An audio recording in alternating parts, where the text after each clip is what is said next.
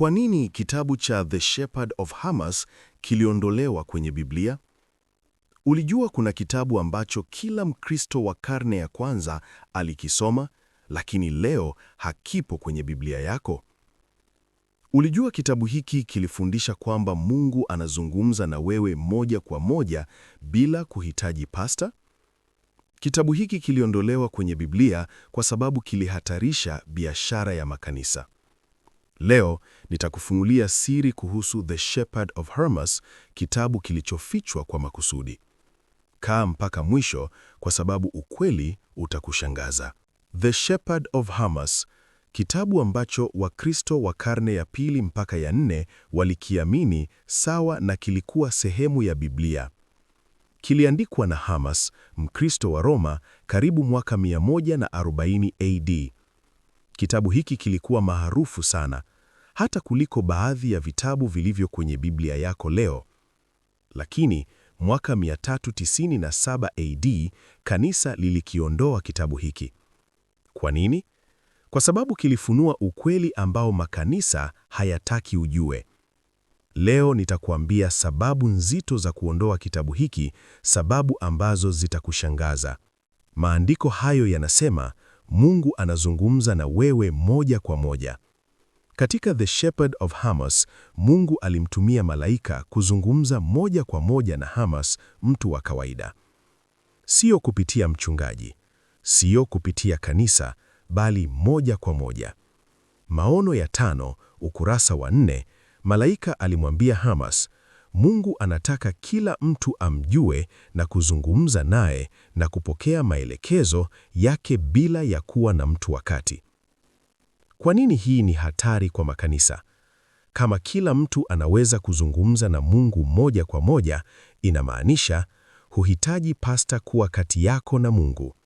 Huhitaji priest kukupatia msamaha, huhitaji kanisa kumfikia Mungu.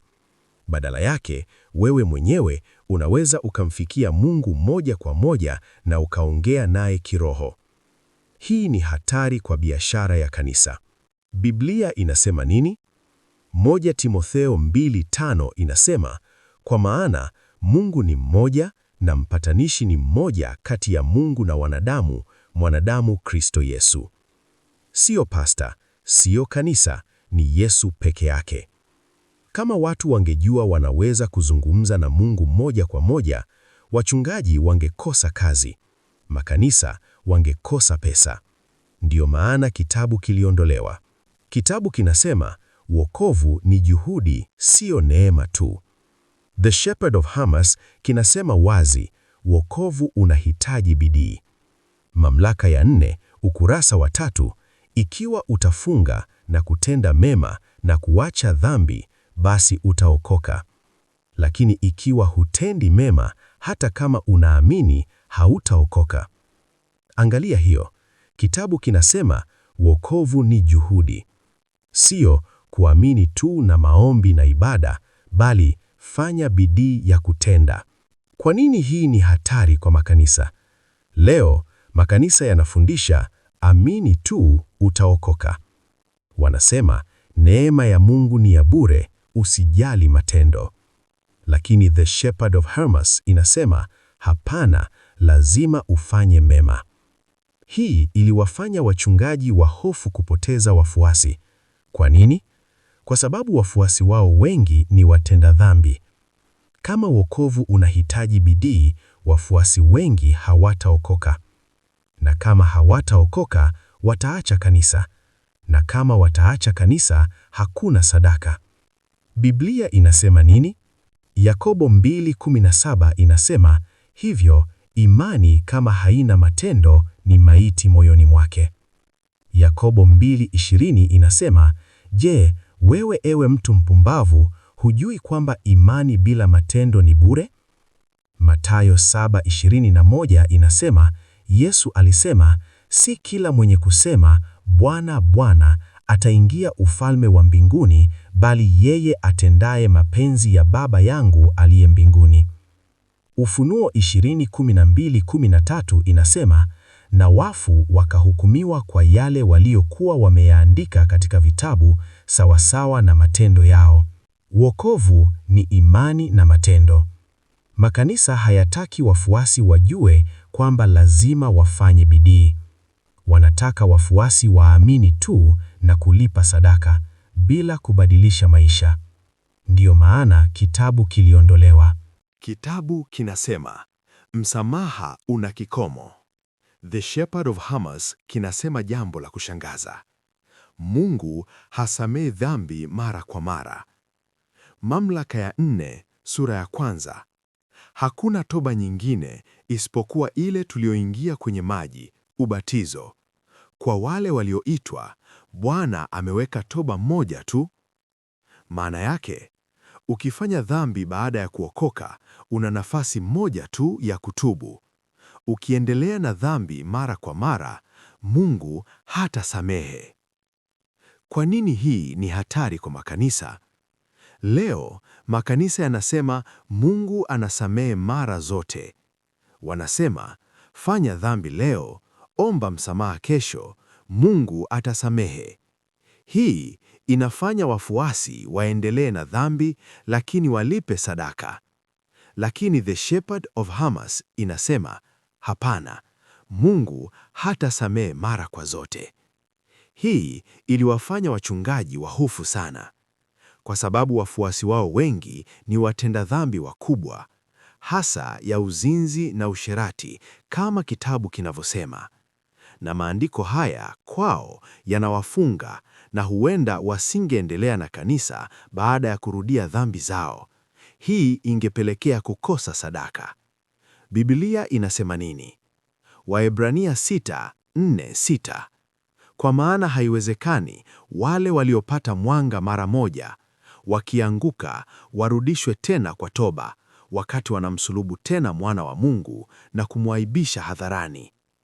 Waebrania 10:26-27. Kwa maana tukiendelea kutenda dhambi kwa makusudi baada ya kupokea maarifa ya kweli, hakuna dhahibu ya dhambi iliyobaki tena, bali kungoja hukumu ya kutisha. Makanisa hayataki wafuasi wajue kwamba Mungu ana kikomo. Wanataka wafuasi waendelee na dhambi na kulipa sadaka, wakidhani Mungu atawasamehe daima. Ndiyo maana kitabu kiliondolewa. Kitabu kinasema, matajiri wanaokoka kwa kuwasaidia maskini. The Shepherd of Hermas kina funzo la ajabu.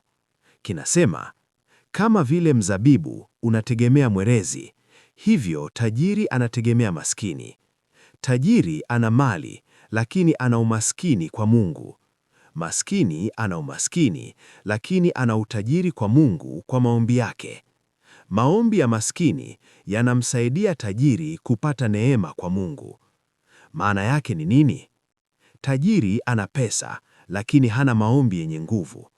Maskini hana pesa, lakini ana maombi ya nguvu. Tajiri akimsaidia maskini, maskini atamuombea tajiri. Maombi ya maskini yanaokoa tajiri. Lakini siri hii inajulikana na matajiri wengi duniani. We hujiulizi kwa nini matajiri wengi wanatoa sana misaada kwa watu maskini na wanazidi kutajirika? Nishakuibia siri leo. Nipe like yako na subscribe. Acha roho mbaya wewe. Hii inafundisha kwamba tajiri wanahitaji maskini, sio maskini kuhitaji tajiri. Badala yake, matajiri wasijue maarifa hii, wazidi kutajirisha wachungaji badala ya kupeleka misaada kwa maskini kama maandiko yasemavyo. Inamaanisha matajiri lazima wasaidie maskini, sio kwa huruma, bali kwa ajili ya wokovu wao wenyewe. Biblia inasema nini? Luka 16:19-25. Hadithi ya tajiri na Lazaro. Tajiri alikuwa na utajiri, lakini hakumsaidia maskini Lazaro. Wote walikufa, Lazari akaenda mbinguni, tajiri akaenda Jehanamu. Makanisa hayataki matajiri wajue kwamba lazima wasaidie maskini. Wanataka matajiri walipe sadaka kwa kanisa, sio kuwasaidia maskini. Ndiyo maana kitabu kiliondolewa. Kupitia kitabu hiki, watu wangemjua Mungu bila kuhitaji makanisa.